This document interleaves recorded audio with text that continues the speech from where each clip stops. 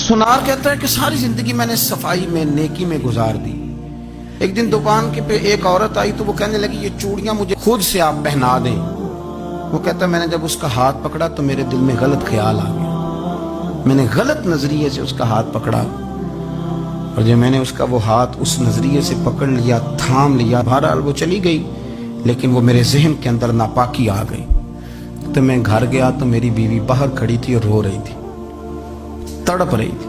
मैंने उसे कहा क्या हुआ?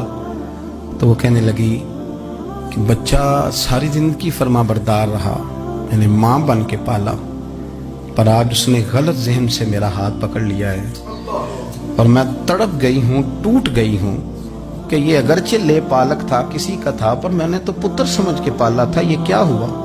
वो कहता मेरी चीख निकल गई। तो मैंने उसे कहा कि ये उसकी गलती नहीं, ये मेरी गलती है।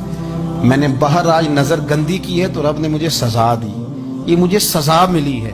तो किसी की बहन को फूल भेजना चाहता है तो अगर उसी रात तेरी बहन को फूल आ गया तो किसी की बेटी पर गंदी नजर डालता है तो अगर ये तेरे घर में ये कर्ज चुकाना पड़ा। वो एक दोस्त है तो वो पसंद की शादी कर रहा था उसके घर में, तो उसकी बहन ने कहा है उससे, उसकी बहन ने कहा, उसने कहा भाई तू मर्जी की शादी कर रहा है, मेरा अब्बा अपनी पगड़ी तेरे पैरों में रखता है, माँ दुपट्टा रखती है कि बेटे हम तबाह हो जाएंगे, ना कर।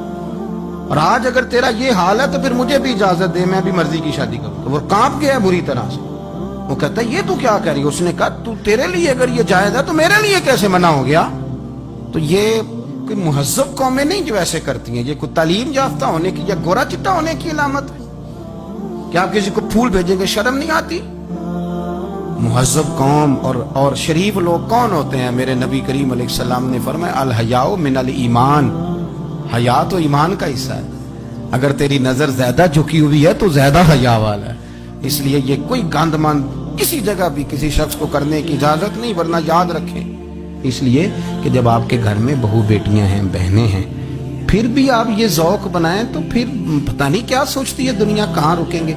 इसलिए ये सारी रसूमात उन लोगों की हैं जो बेहयाई को प्रमोट करते हैं, और फिर तरह तरह के वायरस उनकी जिंदगियों में आते हैं, फिर उनकी लाशों से ताफुन निकलता है, ताफुन, और फिर ये हाल होता है कि वो दफनाने के नहीं जलाए जाने के काबिल हो। अल्लाह से डरे, अल्लाह हमारे हाल पे रहम फरमाए। इसलिए कोई ऐसी गलत हरकत नहीं करें, बच्चों पर नजर रखें। से ज्यादा आपकी हर बात का झुक गया है सर।